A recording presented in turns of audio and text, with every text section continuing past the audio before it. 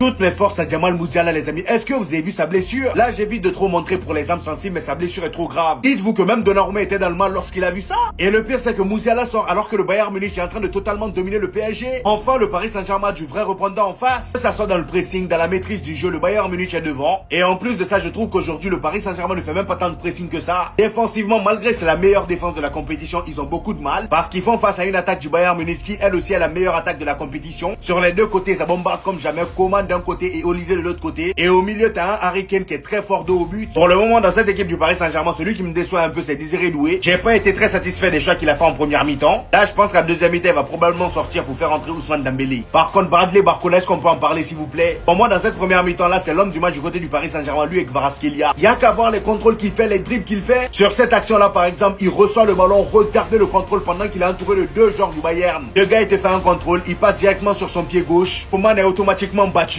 Et là, il se retrouve encore une fois entre deux joueurs du Bayern. Il fait semblant d'aller à droite. Et ben non, il se retrouve à gauche. Déjà qu'au match précédent, il était bouillant. Alors dans ce match-là aussi, c'est excellent.